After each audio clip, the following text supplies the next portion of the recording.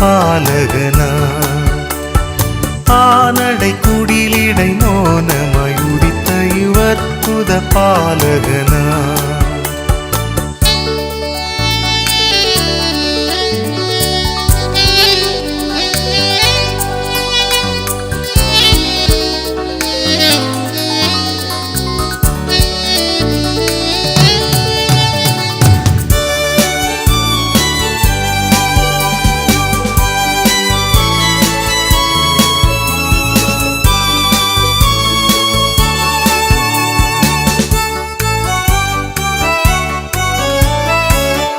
உருவாகு முன்னே இருந்த பரப்பொருள் தானிவரோ சீருடன் குவிவான் அவை பொருள்.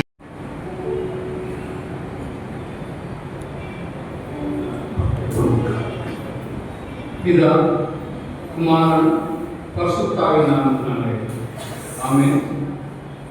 கர்த்தர் பிறந்த இரவு மையப்பொருள் தெய்வத்தன்மை மனிதனை உண்டாக்க மனிதத்தன்மையாக தெய்வம் உண்டார். தெய்வத்தன்மை மனிதனை உண்டாக்க மனிதத்தன்மையாக தெய்வம் காலத்தில் நம்முடைய தேவனாகிய மண்ணுயிர்க்காக தன்னுயிர் எடுக்க மண்ணுயிர்க்காக தன்னுயிர் எடுக்க வல்ல பராபரன் வந்தார் வந்தார் பாவி வல்ல பராபரன் வந்தார் வந்தார் மெய்யான தேவன் மெய்யான மனுடன் மெய்யான தேவன் மெய்யான மனுடன் மெசியா இயேசையா வந்தார் வந்தார் பாவி மெசியா இயேசையா வந்தார் வந்தார். மண்மைக்கு மகா பரிசுத்தமுள்ள நல்ல பிதாவே, நன்றியோடு துதிக்கிறோம், ஸ்தோத்திரிக்கிறோம். அருமையான இந்த நாளிலும் கூட எங்கள் சமாதான காரணம் இந்த உலகத்திலே மனிதனாக பிறப்பதற்காக விண்ணகத்திலிருந்து மன்னகத்திற்கு வந்த அந்த நாளை நினைவுகூறுவனமாக நீர் மனித ரூபம் எடுத்த அந்த நாளை நாங்கள் நினைவுகூறுவனமாக பிறந்த நாளை நாங்கள் கொண்டாடுவதாக இந்த நாளில் கூட நாங்கள் சமூகத்துக்கு நேராக வந்திருக்கிறோம். நீர் எங்களுக்காக மனிதனாக இந்த பூமியிலே பிறந்த அந்த காரியங்களை நாங்கள் உணர்ந்தவர்களாக இந்த நாளில் கூட உங்களுக்கு நன்றிகளையும் துதிகளையும் ஸ்தோத்திரங்களையும் ஏறெடுக்கிறதாலும் இப்பொழுது கூட நாங்கள் பாடுகின்ற பாடல்கள் வாசிக்கின்ற வசனங்கள் கேட்க போகின்ற ஆழமான சக்தி எல்லாவற்றையும் கூட உம்முடைய மகிழமாக விளங்கும்படியாக நம்முடைய சமூகத்தில் கேட்கிறோம். இந்த ஆராதனை முழுவதும் தெய்வீக பிரசன்ன விளங்கும்படியாக நம்முடைய சமூகத்தில் கேட்கிறோம். காலத்தில் அர்ப்பணிக்கிறோம், பொறுப்படுத்த ஆசீர்வதி பெரிய காரியம் செய்யுங்க. இயேசு கிறிஸ்துவின் நாமத்தில் இருக்கிற நல்ல பிதாவே, ஆமென். தேவனுடைய நாமத்தில்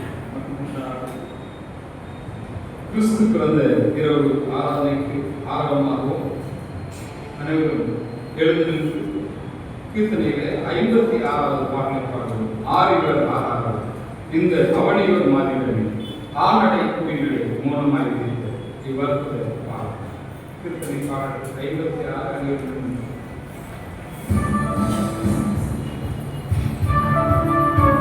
Amen.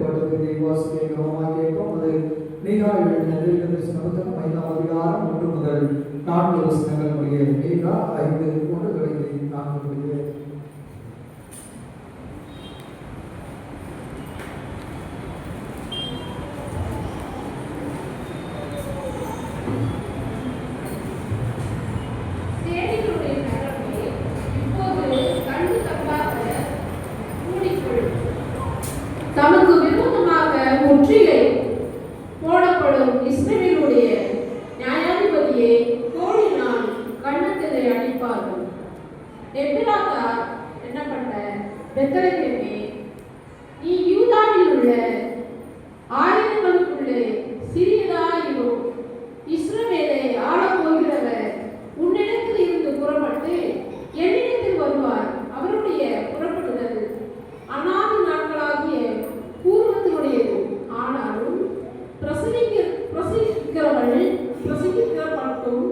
அவர்களை ஒப்புக் கொடுப்பார். அப்பொழுது அவருடைய சகோதரனில் மீதியானவர்கள் இஸ்ரவேல் புத்திரரோடு கூட திரும்புவார்கள். அவர் நின்று கொண்டு கர்த்தருடைய படத்தோடும் தம்முடைய தேவனாகிய கர்த்தருடைய நாமத்தின் மகத்துவத்தோடும் மேய்ப்பார். ஆகையால் அவர்களை நிலைத்திருப்பார்கள். அவர் இனி பூமியில் எண்ணெய்கள் பரியந்தமும் மகிமைப்படுவார். வாசிக்க வேண்டிய வேறுபாடுகளை வாசிக்க இருந்தவரும் இருக்கிறவரும் வருகிறவருமாக எல்லாம் கடவுள் பரிசுத்த இணைந்து சொல்லுவோம். வல்லமையுள்ள கடவுளே, பரிசுத்த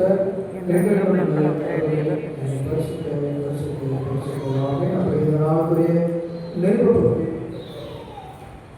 கவனமாயிருப்போம். அது பல்வேறு தீர்த்து எழுதியிருக்கும் 2ஆம் அதிகாரம் 11 முதல் 14 வசனங்கள் கூடியது. தீர்த்து 2:11 முதல் 14 வசனங்கள் கூடியது. ஏனெனில் எல்லா புருஷருக்கும் ரட்சிப்பை அளிக்கத்தக்க தேவ கிருபையானது பிரசன்னமாகி நாம் அவருடையும் நவீக இச்சைகளையும் வெறுத்து தெரிந்த புத்தியும் நீதியும் தேவ பக்தியும் உள்ளவர்களாய் உலகத்தில் ஜீவனம் பண்ணி நாம் நம்பியிருக்கிற ஆனந்த பாக்கியத்திற்கும் மகா தேவனும் நமது இரட்சகருமாகிய இயேசு கிறிஸ்துவினுடைய மகிமையின் பிரசனமாக்குதலுக்கும் எதிர்பார்த்து கொண்டிருக்கும்படி நமக்கு போதிக்கிறது. அவர் நம்மை சகல அக்கிரமங்களில் என்று மீட்டுக் கொண்டு தமக்குரிய சொந்த ஜனங்களாகவும் நற்கிரியை செய்ய பக்தி வைராக்கியமுள்ளவர்களாகவும் நம்மை சுத்திகரிக்கும்படி நமக்காக தம்மைத்தானே ஒப்புக் கொடுத்தார்.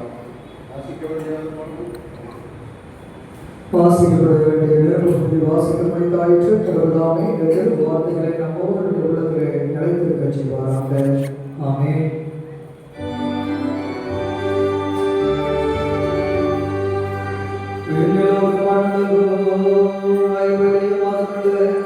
அனைத்தும் கலை கொண்டு அவர் திரும்பவும் கலைப்புடன் பாடுவோம். அவர்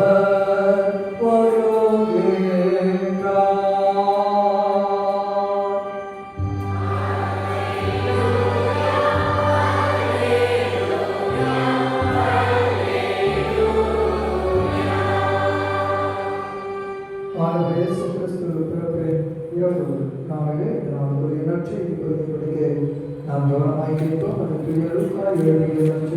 2ஆம் அதிகாரம் 1 தொடங்கி 14 திருமொழிகள் உடைய லூக்கா 2:1 தொடங்கி 14 திருவசனங்கள் உடைய நாம் திருப்பணிகளை படிக்கிறேன். நீங்கள் திருப்பணிகள் லூக்கா 2:1.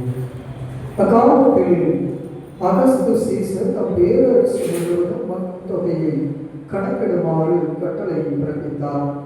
அதன்படி சிறிய நாட்டில் குரேனியோ என்பவர் ஆளுநராக இருந்தபோது முதல் முறையாக மக்கள் தொகை கணக்கிடப்பட்டது.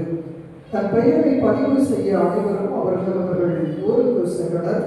தாவீதின் வழி மரபினரான யோசேப்பும் தமக்கு மன ஒப்பந்தமான மரியாவோடு பெயரை பதிவு செய்ய கலிலேயாவில் உள்ள நாசரேத்து ஊருக்கு யூதேயாவிலிருந்து பெத்லகேம் என்ற தாவீதின் ஊருக்கு சென்றார். மரியா கருவுற்றிருந்தார். அவர்கள் அங்கு இருந்த பொழுது மரியாவுக்கு பேர் காலம் வந்தது.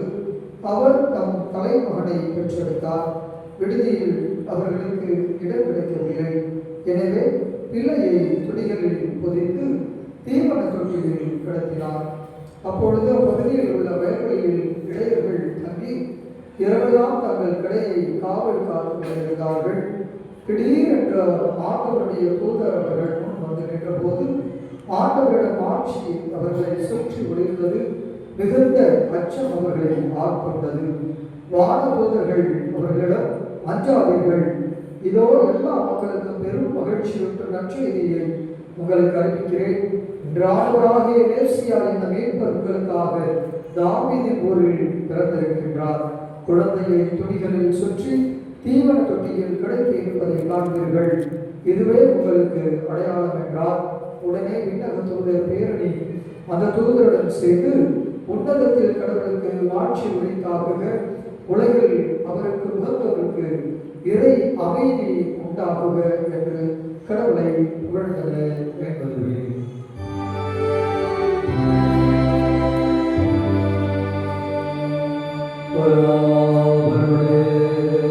நல்ல வார்த்தைக்காக அவருக்கு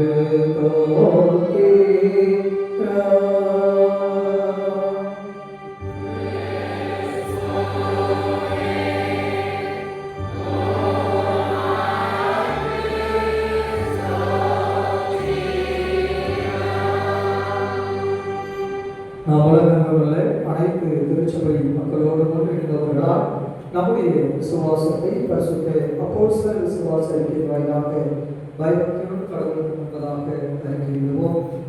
வானத்தையும் பூமியையும் படைத்த சர்வவல்லவராகிய கடவுளை விசுவாசிக்கிறேன். அவருடைய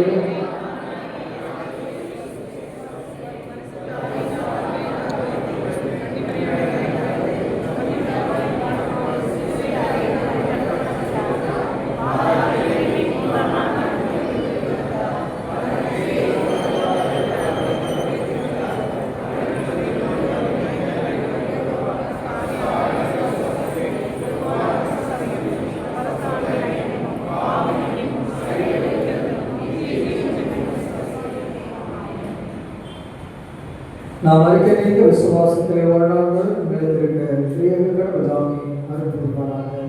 ஆமென். நாம் நின்றபடியே வருகின்ற மரியாளின் துதி பாடலை நாம் பாடுவோம். ஆராதனை நடத்துவோர் என்பதை நான் பாடுவேன். சபை என்பதை நீங்கள் பாடல் கொள்வதை பின்பற்றி பாடுமாறு கேட்டுக்கொள்கிறேன்.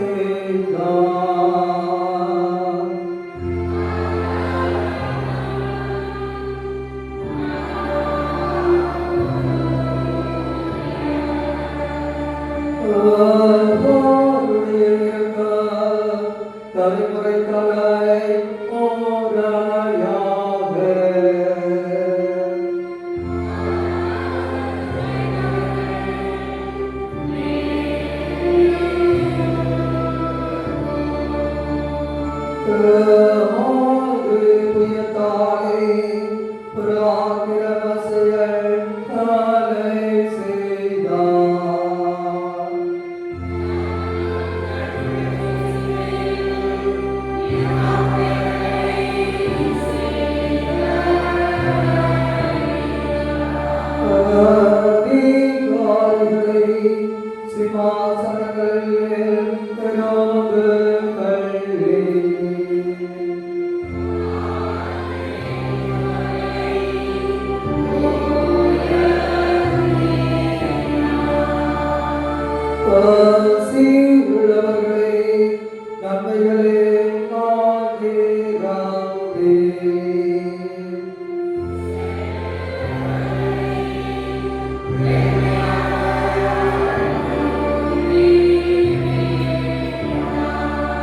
நம்மோடு கதையிருந்து அவர் சொன்னபடியாக அவர் மரபினருக்கும் ஏழைகளுக்கும் இரக்கம் செய்ய நீர் ஆட்காரோயே.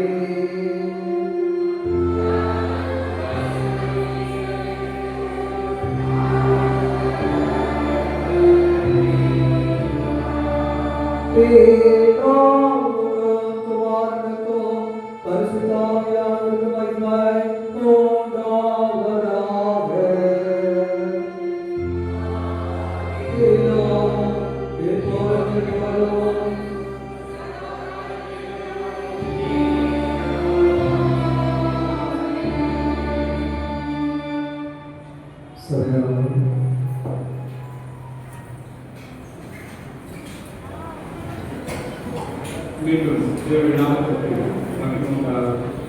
கர்த்தருடைய வார்த்தையை கேட்பதற்கு ஆயத்தமாக அனைவரும் எழுந்து 51வது கீர்த்தனை பாடலை பார்க்கிறோம்.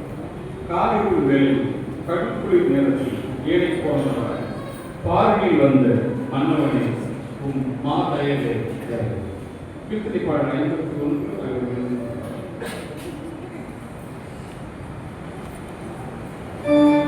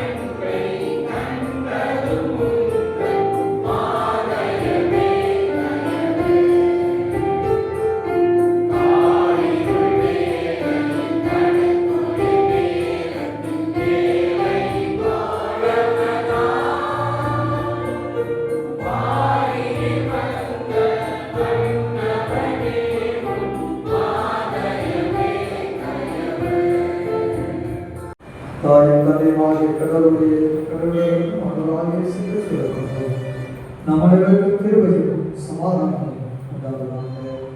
ஆமென். ஸ்ரீராமனும்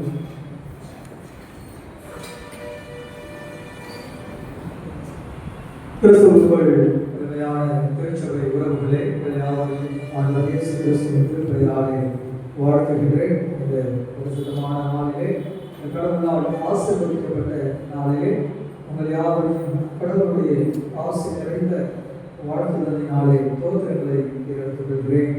வெளியூரிலே குறித்து கிறிஸ்துவ பிறப்பு பண்டிகைக்காக சொல்வதற்கு வந்திருக்கிற சிறப்பு பிள்ளைகளையும் யாவரையும் வாழ்த்தி வரவேற்கின்றேன். கிறிஸ்து பிறந்த பண்டிகையான இந்த நாளிலே நாளுக்குரிய அறுவடை பகுதியை படித்து செழித்து ஆண்டவருடைய வார்த்தைக்கு நேராக கடந்து செல்லும். எடுத்தவர்கள் படித்தோம். ஏசாயா 11:1-5 வசனங்கள். ஏசாயா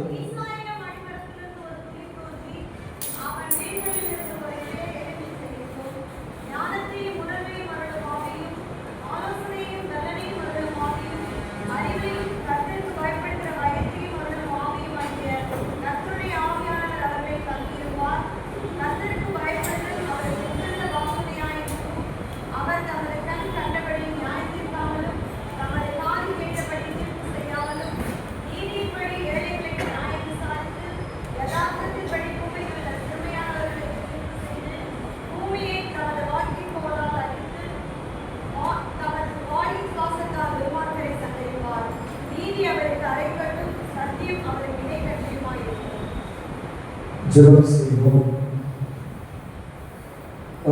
வேளையிலே ஆண்டவரே, இளைஞர்கள் பயத்தோடு படுத்திருக்கிற பொழுது அவர்கள் வழியாக பயப்படாதீர்கள் என்ற வார்த்தை உலகம் முழுவதையும் இருளில் இருந்த பிள்ளைகளை விடியலை காண செய்தது.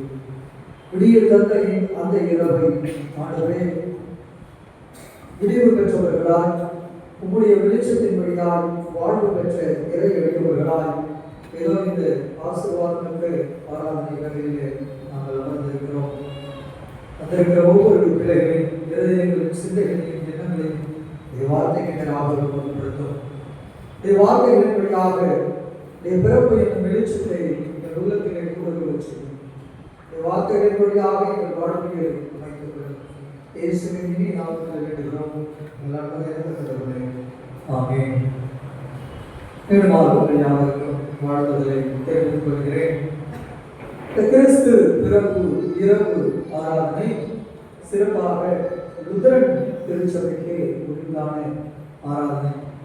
ஏனைய திருச்சபைகளிலே இந்த 24ஆம் தேதி இரவு ஆராதனை பெரிதாக முதன்மைப்படுத்தாமல் மேம்பாக்காக ஒரு சில இடங்களிலே நடக்கும். கிட்டத்தட்ட நேற்று திருச்சபைகளிலே மெயின்லைன், அதாவது மெயின்லைன் திருச்சபை, கத்தோலிக்க திருச்சபை, லுத்தரன் திருச்சபைகளே, இப்படிப்பட்ட திருச்சபைகளிலே இந்த 24ஆம் தேதி இரவு ஆராதனைக்கு அவ்வளவு முக்கியத்துவம் கொடுக்க மாட்டார்கள். ஆனால் லுத்தரன் திருச்சபை, உலகத்தில் இருக்கின்ற லுத்தரன் திருச்சபையிலே 24ஆம் தேதி இரவு ஆராதனை மிகவும் முக்கியத்துவம் வாய்ந்ததாக கருதப்படுகிறது. ஏனெனில் இந்த கிறிஸ்து பிறப்பு இரவு ஆராதனை வரலாற்று பின்னணியோடு நாம் செய்வோம். ஏதாவது ஒரு புதிதாக பைபிள் நீங்கள் படிக்கிறோம், மாணவ படிக்கிறோம், இவர்களுக்கு வெளிப்படுத்துகின்ற ஆண்டவருடைய வார்த்தையை நாம் கற்றுக்கொள்கிறோம். இந்த கிறிஸ்து பிறப்பு இரவு ஆராதனை கொண்டாடப்படுகிறது. அப்படி என்றால் என்ன? முதலே இந்த ஆசிய கண்டத்திலே கிறிஸ்து பிறப்பு இரவு ஆராதனை இல்லை. ஆண்டவருக்கு இருப்பதாக கத்தோலிக்க திருச்சபை மரபு உருவான பிறகு ஜெர்மானிய தேசத்திலே இந்த கிறிஸ்து பிறப்பு இரவு ஆராதனை கொண்டாடப்படுகிறது. அதற்கு முன்பதாக ஐரோப்பிய கண்டத்திலே இந்த இரவு கிறிஸ்து பிறந்த பண்டிகைக்கு முன்பதாக உள்ள இரவு குளிர்கால விழா என்று கொண்டாடப்பட்டது. ஃபெஸ்டிவல் ஆஃப் விண்டர் அப்படின்னு கொண்டாடப்பட்டது. கிறிஸ்தவ சமயம், கிறிஸ்தவ மதம் உலகத்திலே வேரூன்றி காணப்பட்ட பொழுது அந்த நாளை கிறிஸ்து பிறப்பு இரவு பண்டிகை என்று ஐரோப்பிய நாடுகள், குறிப்பாக ஜெர்மானிய தேசத்திலே கொண்டாட தொடங்கினார்கள். அதற்கு ஒரு பெயர் அவர்கள் ஜெர்மனி மொழியிலே வைத்தார்கள். வெயினாக்ட் அப்படின்ற ஒரு பெயர் வெயினாக்டோட ஜெர்மன் லாங்குவேஜ் அப்படின்னா ஹோலி நைட். ஆங்கிலத்தில் த ஹோலி நைட் நான் ஸ்பெல் பண்ணுறேன். WEIHNACHT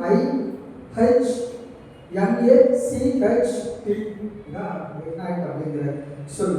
த ஹோலி நைட், பரிசுத்த இரவு, தூய்மையான இரவு, ஒளியை தருகின்ற இரவு, something different. இரவுனா darkness வரும். But this night giving a brightness, shining, மிகப்பெரிய ஒளியையும் ஒரு பிரகாசத்தையும் ஒரு புதுமையையும் வரலாற்று மாற்றத்தையும் வாழ்வு இழந்து போன மக்களுக்கு ஒரு புதிய வாழ்வையும் தருகின்ற இரவு. Because this night is called the holy night. பரிசுத்த இரவு என்று அவர்கள் கொண்டாடினார்கள். இந்த இரவு, இது ஒரு காரணம். இன்னொரு காரணம், ஏன் லுதரன் திருச்சபை இதற்கு முக்கியத்துவம் கொடுக்கிறது என்றால், யூதர்கள் காலத்த கணக்கின்படி, ஆண்டவர் படைப்பின் கணக்கின்படி உலகத்தை ஆண்டவர் படைக்கின்ற பொழுது சூரியன் மறைந்து மறுநாள் சூரியன் உதித்து மறைகின்ற காலத்தை தான் ஒரு நாள் கணக்கு என்று கணக்கிட்டோம். இது பழைய ஏற்பாடு காலத்திலிருந்து தொடங்குகிறது. யூதர்களும் ஒரு நாள் கணக்கை விடியற் கால 12 மணிலிருந்து மறுநாள் 12 மணி வரைக்கும் இல்லாமல் சூரியன் இன்று, அதாவது இன்று 6 மணி சூரியன் அஸ்தமானால் மறைந்தால் மறுநாள் மாலை 6 மணி சூரியன் மறைகின்ற வரையிலே இதைதான் 24 மணி நேரம் கணக்கு என்று யூதர்கள் கொள்வார்கள். ஆகவே அந்த யூத மரபு அடிப்படையிலே அப்ப கிறிஸ்து பிறப்பு பண்டிகையானது இன்று மாலை 6 மணியிலிருந்து நாளை மாலை 6 மணி வரை கொண்டாடப்படுகின்றது. ஆகவே இந்த இரவை நாம் முக்கியத்துவம் வாய்ந்த இரவாக கருத வேண்டும் என்று இரண்டாவது காரணம். மூன்றாவது காரணம் என்னவென்றால், மறுநாள் காலையிலே நாம் கொண்டாடினால் இறந்த ஆண்டவரை கொண்டாடுகிறோம். இப்போ இரவு வேளையிலே, நள்ளிரவிலே ஆண்டவர் பிறக்க போகிறார். அவருடைய பிறப்பை நாம் கொண்டாடி வரவேற்க போகிறோம். That's why we are celebrating tonight. ஆகவே நான் இந்த இரவை இந்த உலகத்திற்கு மேசியாவாக வரப்போகின்ற ஆண்டவரை நான் கொண்டாடி வரவேற்க போகிறேன். ஆகவே இப்படி 3 வரலாற்று பின்னணிகளினாலே, காரணங்களினாலே இந்த கிறிஸ்து பிறப்பு பண்டிகை நமக்கு கொண்டாடப்படுகிறது. இந்த கிறிஸ்து பிறப்பு இரவு இந்த ஐரோப்பிய நாடுகளில் நான் சொன்னேன் இல்லையா, இந்த குளிர்கால விழா, அதுக்கு நீங்க கூகுள் பண்ணி பாருங்க, யூல் அப்படின்னு சொல்றாங்க. யூல் அப்படிங்கிற சொல், யூல் அப்படின்னா குளிர்கால விழா அப்படின்னு. ஐரோப்பிய ஆசியாவில் கிடையாது.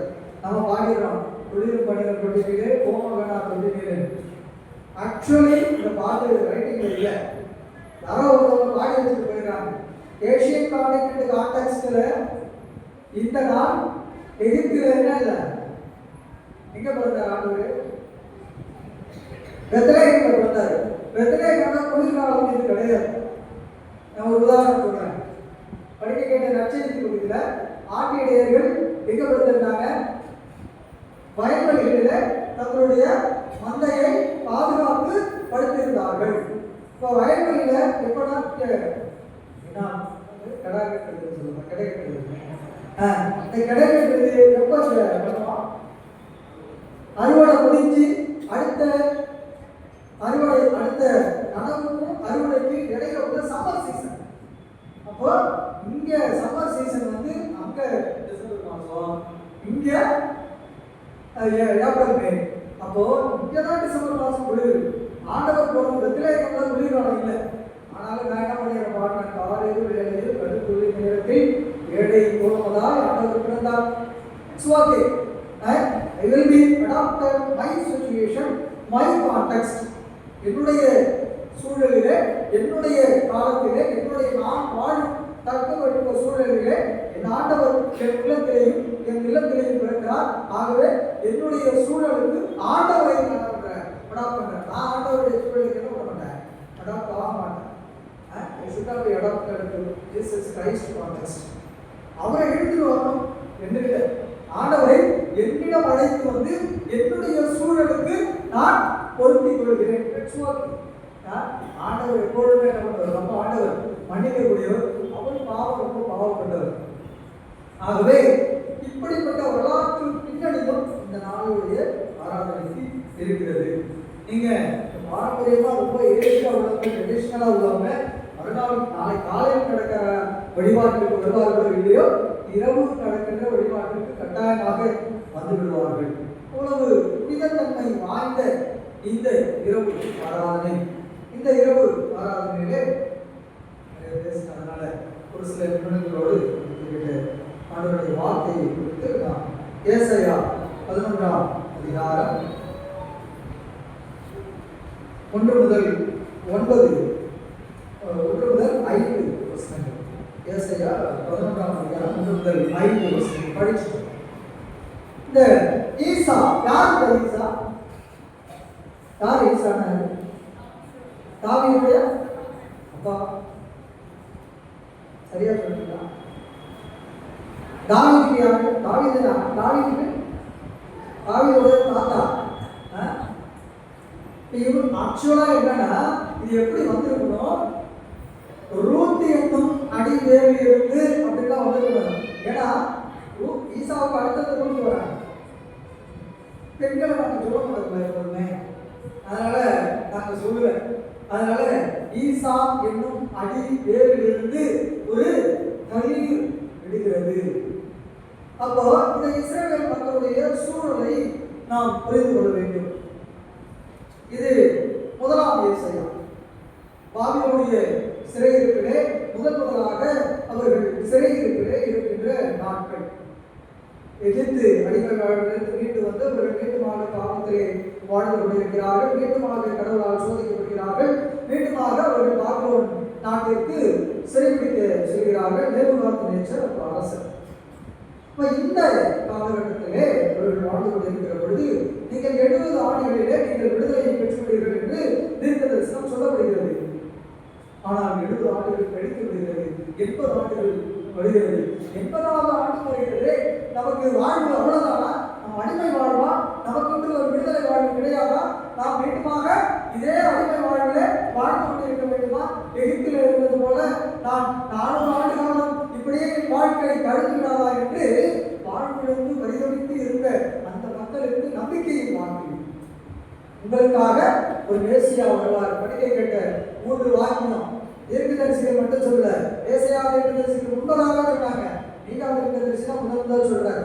ஆனா அது புத்தகத்துல பின்னாடி இருக்கு. அது அளவிட ஒப்பிடப்பட்டு பின்னாடி இருக்கு.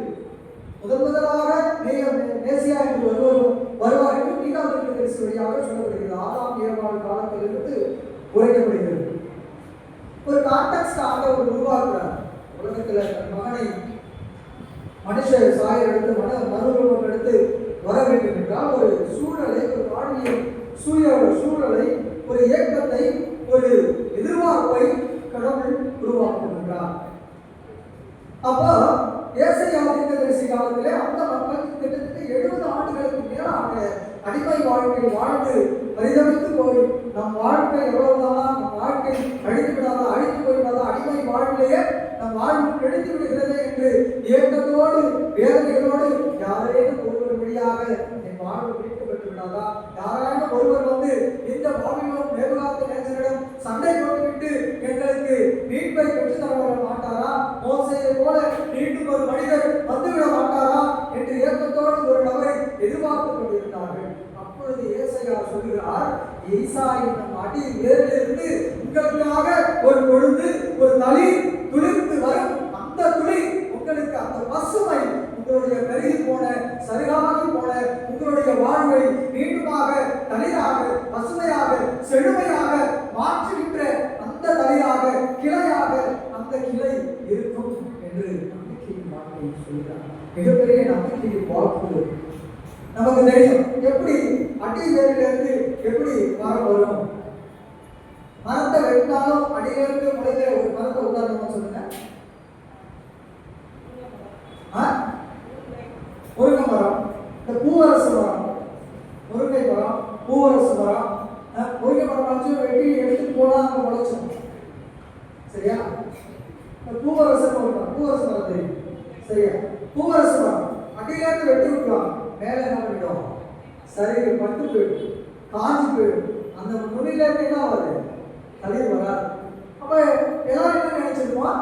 அந்த மரம் அவ்வளவுதான், அது பட்டு போயிடுச்சு, அது கருகி போயிடுச்சு, இது இனிமே முளைக்காது, இது பயன் தராது, இது வழியா இனிமே வேர் விடாது, வீட்டுக்கு பக்கத்துல இருக்கு, வீட்டு என்ன பண்ணாது, உழைக்காது, இதனால எந்த பிரச்சனையும் இல்லை அப்படி என்று முடித்து போய் விட்டது. தாவீது வம்சத்திலிருந்து மேசியா வருவார் என்று முன்னுரைக்கப்பட்டது.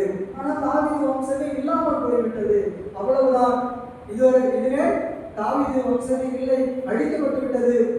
இனிமே யார் மேசியா வரப்போகிறார், உலகத்தை யார் பார்க்க போகிறார், இனிமே நம்ம தான் எல்லாமே என்று பாபிலோன் அரசர்கள் தலை தூக்கி நின்ற பொழுது, கர்வத்தோடு ஆணவத்தோடு நின்ற பொழுது, அந்த தளிர் அந்த பூவரசு மரம் வேர்ல இல்லாம மேல இல்லாம அந்த சைடுல இருந்து அந்த பக்க வாட்டில இருந்து ஒரு தளிர் சின்னதா முளைச்சு வரும். அதை விட்டுட்டா பெரிய பெரியா வரும் இல்லையா? அது போல தாவீதின் வம்சத்திலே இருந்து எல்லாரும் என்ன பண்ணாங்க? அரண்மனையை நோக்கி பார்த்தார்கள், நேர்மையான பார்வையை நோக்கி பார்த்தார்கள். எல்லாரும் மரத்துக்கு மேல பார்த்துக்கிட்டு இருக்கிறோம். மரம் வரும், வெடிச்சு வரும், அவ்வளவுதான், முடிச்சு போயிடுச்சு, கருகிடுச்சு, சரிடிச்சு, காய்ந்து போயிட்டது என்று மரத்துக்கு மேல பார்த்துட்டு இருக்கோம். சைடுல யாரும் பார்க்கல, பக்க வாட்டில யாரும் பார்க்கல. யாருமே எதிர்பார்க்காத இடத்திலே மாட்டு தொழுவத்திலே ஏழை கொடவனாய் மரியாள் வயிற்றிலிருந்து கருவாய் உணர்ந்து விழுந்த அந்த கல்வி வழியாக அந்த மக்களுக்கு மட்டுமல்ல, இன்று அமர்ந்து இருக்கிற உங்களுக்கும் எனக்கும் மீட்பையும் ரட்சிப்பையும் புதிய வாழ்வையும் ஆற்றலையும் பலனையும் தந்த இரவு இன்று இரவு. யாருமே எதிர்பார்க்கல. நற்செய்தி படிக்கின்ற நற்செய்தி கொண்டு ஆண்டவர் பிறந்த பிறகு முதலாக உலகத்திற்கு அறிவிக்கப்பட்ட சுவிசேஷம், முதலாக உலகத்திற்கு அறிவிக்கப்பட்ட நற்செய்தி, பயப்படாதீர்கள். ஆண்டவர் பிறந்த பிறகு முதல் வார்த்தை, உலகமே இருண்டு போயிருந்தது, உலகமே பயந்து நடுங்கி அச்சுறுத்தலால் கொலைகள், கொள்ளைகள், வன்முறைகள் நடுங்கி பரிதவித்து போயிருந்த காலகட்டத்திலே ஒரு வார்த்தை, பயப்படாதீர்கள். இதோ எல்லா ஜனத்துக்குமான மிகுந்த நற்செய்தியை நான் உங்களுக்கு அறிவிக்கிறேன்.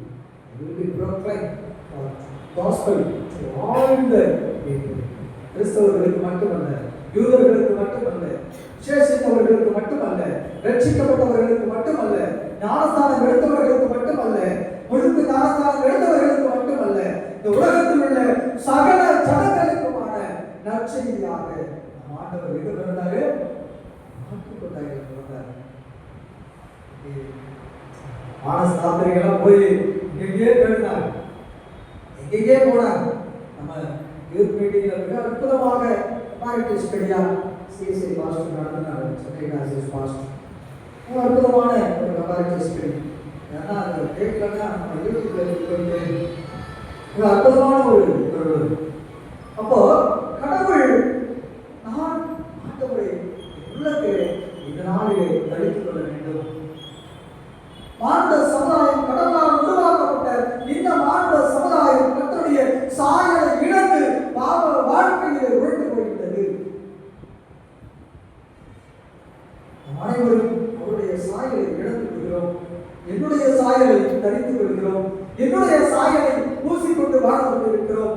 எதற்காக நம்மை படைத்தாரோ, எதற்காக நம்மை அவருக்கு அவருடைய சாயலை கொடுத்து, அவருடைய மூச்சு ஜீவனை கொடுத்து, இந்த உலகத்திலே சிறந்த பிள்ளைகளாக, விசேஷித்த பிள்ளைகளாக உங்களையும் என்னையும் தேர்ந்தெடுத்து இந்த ஆலயத்திற்குள்ளே அமர வைத்தாரோ, அந்த நோக்கத்தை நாம் மறந்து கடவுளுடைய எதிர்பார்ப்பை விடுத்து, கடவுளுடைய நோக்கத்தை விடுத்து, கடவுளுடைய உலகத்தை உலகத்தை பண்படுத்தவும் பாதுகாக்கவும் எதற்காக என்னை இந்த உலகத்திலே அவர் அழைத்தாரோ அந்த அழைத்த அழைப்பில் இருந்து நான் விலகி அவருடைய சாயலை விட்டு மனுஷ சாயலை நான் தரித்துக் கொள்ளும் பொழுது ஆண்டவர் அடி மரத்திலிருந்து ஒரு தளிராக குளித்து வந்து இழந்து போன என்னுடைய சாயலை, இழந்து போன என்னுடைய மாண்பை, இழந்து போன கர்த்தருடைய சாயலை மீண்டுமாக அவருடைய சாயலை கொடுப்பதற்கு என்னுடைய சாயலை தரித்துக் கொண்டிருந்தார். இதுதான் மிகப்பெரிய அற்புதம். ஆண்டவர் பூமிக்கு வருவதில்லை. எப்படி வராருன்னா கடவுளாவே வந்திருக்கலாம். அவர் நினைச்சாருன்னா அவருடைய சாயலில் என்னை படைத்தார். அவருடைய சாயலை இழந்துவிட்டு பாவியிலும் பிரதான பாவியாய் அருவருக்கப்பட்ட மனுஷ சாயலாய் நான் அமர்ந்திருக்கிறேன். அருவருக்கப்பட்ட நான் பிரதான பாவியா, மற்றவர்களை நிந்திக்கின்ற, மற்றவர்களை அவமானப்படுத்துகின்ற, மற்றவர்களை பார்த்து பொறாமைப்படுகின்ற, மற்றவர்களை பார்த்து ஏளனப்படுத்துகின்ற, மற்றவர்களை பார்த்து குறை சொல்கின்ற இந்த அருவருப்பான சாயலை தரித்து உலகத்திற்கு வராங்க.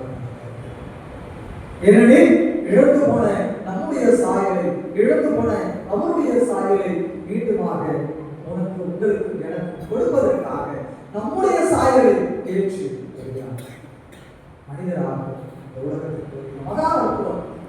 கடவுள் மனிதனை படைத்தார் என்பது மட்டுமல்ல, கடவுள் மனிதனாகவே அவதரித்த நாள் தொடர்ச்சி நாளை பார்த்தோம். அப்போ இந்த உலகத்திலே வருகிறவர் சாதாரணமாக வருகிறவர்கள் உள்ளத்தை நான் பரிசுத்தப்படுத்திக் கொள்ள வேண்டும். இழந்து போன என் ஆண்டவருடைய கர்த்தருடைய சாயலை நான் மீண்டுமாக தரித்துக் கொள்ள வேண்டும். வருகிறவர் சாதாரணமாக வரவில்லை, ஞானத்தோடு அறிவோடு எனக்கு ஞானம் தருகிறவராக, எனக்கு சரியான கடவுளை பற்றிய புரிதலை தருவதாக, இந்த உலகத்திலே நாம் தருகின்ற நாட்களிலே எவ்வாறு வாழ வேண்டும் என்கின்ற ஆலோசனை தருபவராக, எனக்கு கடவுளுக்கு எவ்வாறு பயந்து நடக்க வேண்டும் என்று மீண்டுமாக நாம் கர்த்தருக்கு பயப்படுகின்ற ஞானத்தை பெறுபவராக, உறுதியாக அதிகாரம் பெற்றவராக வருகிறார். உலகத்திற்கு நியாயம் தீர்ப்பளிக்க முழுமையான அதிகாரம் பெற்றவராக அது வரப்போகிறார். முழுமையான கடவுளுடைய முழு அதிகாரத்தையும் தன் தோளின் மேல் சுமந்து கடவுளுடைய அதிகாரம் ராஜ்ய மந்திரத்தோடு அவர் வருகிறார். அப்படிப்பட்ட ஆண்டவரை வரவேற்க நாளிலே காத்திருக்க வேண்டும். இழந்து போன உடைய சாயலை நாம் மீண்டுமாக புதுப்பித்துக் கொள்ள வேண்டும். இழந்து போன கர்த்தருடைய நீதியை நான் தரித்துக் கொள்ள வேண்டும். இழந்து போன அவருடைய சமாதானத்தை நான் தரித்துக் கொள்ள வேண்டும். அவருடைய வருகை நம் அனைவருக்கும் சமாதானத்தை தரப்போகிறது. அவருடைய வருகை நம் அனைவருக்கும் நீதியை தரப்போகிறது. அவருடைய வருகை நம் அனைவருக்கும் புதிய வாழ்வையும் புதிய ஆற்றலையும் புதிய பலனையும் தரப்போகிறது. அவருடைய வருகை நிறைவான மகிழ்ச்சியை தரப்போகிறது. நமக்கு மட்டுமல்ல, இந்த உலகத்தில் உள்ள எல்லா மக்களுக்குமான மகிழ்ச்சியாக அந்த மகிழ்ச்சி இருக்கும். அப்படிப்பட்ட பிள்ளைகளாக நீங்கள் நான் கடந்து செல்வோம். ஆண்டவர் உள்ளத்திலே பிறக்க போகிறார், இல்லத்திலே பிறக்க போகிறார். இழந்து போனவர்கள் சார்களுடைய கர்த்தருடைய சாயலை மீண்டுமாக புதுப்பிக்க போகிறார். அவரை ஏற்றுக்கொள்ள நீங்கள் ஆயத்தப்படுங்கள். கடவுள் உங்களை ஆசீர்வதிப்பாராக. ஆமென். கண்களை படித்து செய்வோம். அவர்களும் இருக்கவும் நிறைந்த ஆண்டு நிறைந்தவர்களே, எழுந்து போனவர்களுடைய சாயலை மீண்டுமாக புதுப்பிப்பதற்காக எங்கள் உள்ளத்திலே முழு அதிகாரத்தோடு ராஜகம்பீரத்தோடு ஆண்டவரே ஆலோசனையின் கர்த்தராக சமாதானத்தின் பிரபுவாக நீர் எங்கள் உள்ளத்திலே பிறக்க போகிறது. நாங்கள் வரவேற்று ஆயத்தத்தோடு காத்திருக்கிறோம். கடந்த நாட்களிலே எங்கள் வாழ்வில் இருந்த பாவ அழுக்குகள் கரைகள் எல்லாவற்றையும் வல்லமையினாலே துடைத்து ஆண்டவர்களுடைய பரிசுத்த இந்த இரவிலே எங்கள் தயவால் மீண்டுமாக ஆசீர்வதித்து எங்களை ஏற்றுக்கொள்ளும்படியாக நாங்கள் வேண்டுகிறோம். இந்த இரவுகளிலிருந்து அநேக ஆசைகளையும் எங்கள் நன்மைகள் தருகிற இடமாக மாற்றுவதற்காக இறைவந்த இயேசு கிறிஸ்துவியாக வேண்டுகிறோம். ஆமென். கிறிஸ்து பிறப்பு இரவு நான் வாழ்த்துதலை போற்றுகிறேன். சபைக்கு சார்பாகவும் பிரச்சனை சார்பாகவும் தெரிவித்துக் கொள்கிறேன். தொடர்ந்து நாளை காலை 5 மணிக்கு கிறிஸ்து பிறப்பு பண்டிகையை கொண்டாட காலத்தின் ஆராதனை நடைபெற இருக்கிறது. அவர்கள் குடும்பமாக கொண்டாட்டமாக இந்த ஆராதனையிலே கலந்து கொள்ளுமாறு உங்களை நம்மோடு கேட்டுக்கொள்கிறோம். நாளை மாலை 6 மணிக்கு நம்ம கிறிஸ்துவ பண்டிகையை கொண்டாடியதை போல நம்முடைய சபையான முதலூர் கிராம சபையிலே கிறிஸ்துவ பண்டிகை விழா கொண்டாட இருக்கிறார்கள். அவர்கள் அழைப்பு நமக்கு கொடுத்திருக்கிறார்கள். அவர்கள் விருப்பமுள்ளவர்கள் இங்கு கலந்து கொள்வதை உங்களை அன்போடு நான் கேட்டுக்கொள்கிறேன். ஆண்டவராகிய இயேசு கிறிஸ்துவின் கிருபையும் தாய் தந்தையுமாக கடவுளுடைய அன்பும் பரிசுத்த ஆவியானவருடைய அனைவரும் ஆசீர்வதிப்பார்களாக. ஆமென்.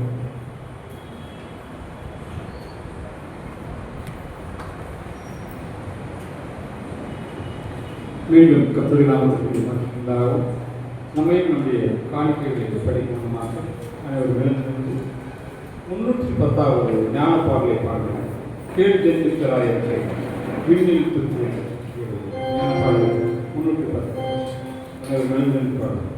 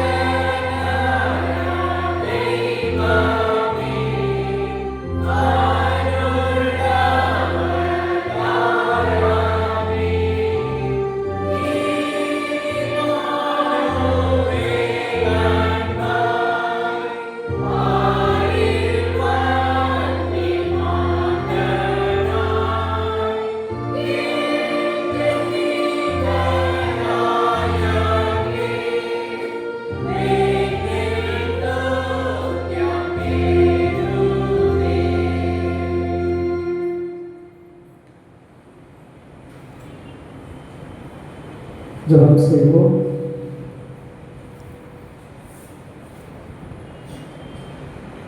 நன்மைகளினாலும் ஆசீர்வாதங்களினாலும் எங்கள் வாழ்வை சூட்டி ஒவ்வொரு நாளும் நம்முடைய கிருபையினாலே வழிநடத்தி வருகின்ற எங்கள் தாயும் தந்தையுமானவரே, ஆண்டவரே, இனி பார்க்க முடியாத அதிசயங்களினாலே அற்புதங்களினாலே எங்கள் வாழ்வை ஆசீர்வதித்திருக்கிறது. கொடுத்த ஆசீர்வாதங்களிலிருந்து ஆண்டவரே எங்களால் ஏற்ற மட்டும் இந்த காணிக்கை சமூகத்தை நாங்கள் படைத்திருக்கிறோம். படைத்த வழிபாட்டில் கலந்து கொண்ட ஒவ்வொரு பிள்ளைகளையும் நீர் ஆசீர்வதியும். காணிக்கையோடு சேர்த்து உயிருள்ள பலியாக எங்களையும் நாங்கள் படைக்கின்றோம். காணிக்கை அங்கீகரியும் எங்களை ஆசீர்வதியும். இயேசுவின் நீதி நாமத்தில் வேண்டுகிறோம் என்பதை ஆமென். Amen.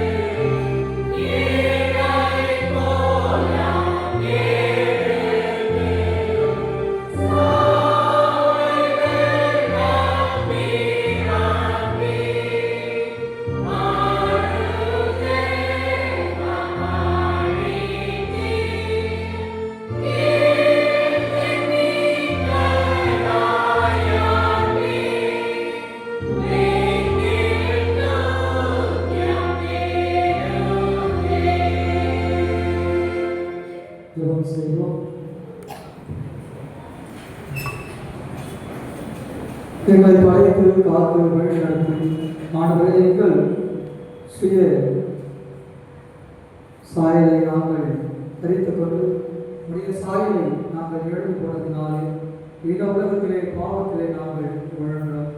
ஆண்டவரே மீண்டுமாக எங்களுடைய சாயலை உம்முடைய இடத்தில் உம்முடைய சாயலை நாங்கள் பெற்றுக்கொள்ள மன உருவேற்று இந்த உலகத்திற்கு வந்து இந்த நாளை ஆண்டவரே நாங்கள் நினைவு கூறுகிறோம். உம்முடைய வருகை எங்கள் வாழ்விலே புதிய வரலாற்றை உருவாக்கியது. உம்முடைய வருகை எங்கள் வாழ்விலே புதிய பலனையும் புதிய அத்தியாயத்தையும் உருவாக்கியது. ஆண்டவரே நீர் கொடுத்த இந்த ஆசீர்வாதமான ஒவ்வொரு நாளுக்காக வேலைக்காக நாங்கள் நன்றி செலுத்துகிறோம். ஆண்டவரே நீர் பிறக்க இருக்கின்ற இந்த இரவிலே நாங்கள் இதெல்லா மக்களுடைய நற்செய்தியாக இந்த நாள் அமைய எங்களால் ஏற்றப்பட்டும் ஒவ்வொரு முயற்சிகளிலும் நாங்கள் ஈடுபடுவோம் என்பதை என்ற சிந்தனைகளோடு இந்த நாளை நாங்கள் கடந்து செல்கிறோம். ஆண்டவரே வந்திருக்கிற ஒவ்வொரு பிள்ளைகளையும் ஆசிரியர்களையும் இந்த நாள் பிள்ளைகளுக்கு நிறைவான நாளாக வெளியூரிலிருந்து பயன்படுத்திருக்கிற ஒவ்வொரு பிள்ளைகளையும் இந்த நாள் மிகவும் மகிழ்ச்சியான நாளாக குடும்பத்தோடு இணைந்து சமாதானத்தோடு சந்தோஷத்தோடு கழிக்கின்ற நாளாக பிள்ளைகளுக்கு ஆசீர்வதிக்கிறபடியாக நாங்கள் சொல்லிக்கின்றோம்.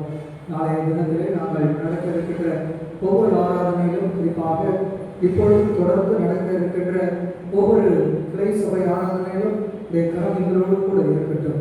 ஆண்டவரே ஒவ்வொரு பிள்ளைகளையும் ஆசீர்வதியும். கடந்த ஆண்டு வந்தார்கள், இந்த ஆண்டிலே பிள்ளைகள் வந்திருக்கின்ற பொழுது இந்த நாள் பிள்ளைகளுக்கு மிகவும் ஆசீர்வாதம் நிறைந்த நாளாக பிள்ளைகளுக்கு நீர் மாற்றத்தபடியாக நாங்கள் சொல்கின்றோம். தொடர்ந்து இந்த இரவு முழுவதும் எங்களை பாதுகாப்புகளும் நாங்கள் மீண்டுமாக நாளை தினத்தில் சந்திக்கும் வரையிலே ஆவியானவரின் அருள் பிரசன்னங்களை வழிநடத்தட்டும். எங்கள் தாய் தந்தை மாணவர்களே ஆமீன். பரமபிதாவே பிதாவே பிரசன்னப்படுவதாக இந்த சுத்தமனங்களை செய்யப்படுவதாக செய்யப்படுவதாக.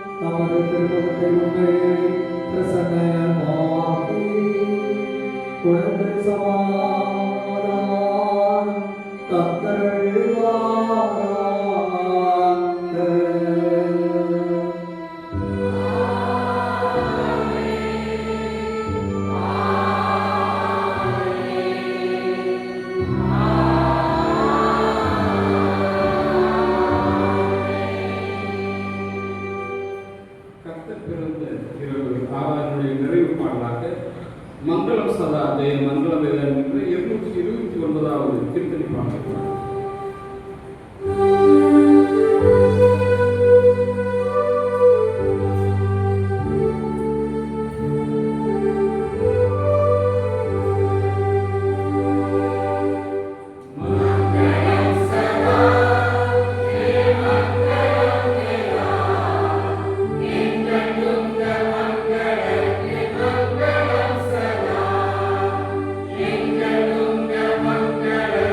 Mangala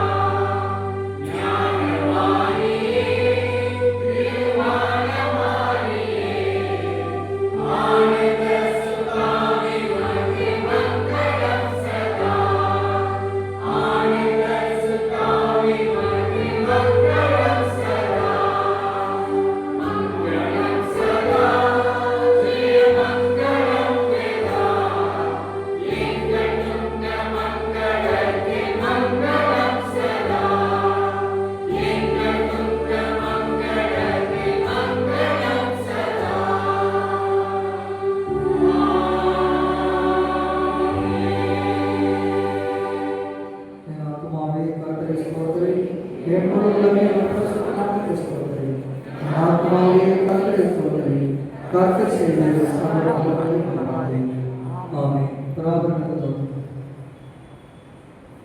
கர்த்தர்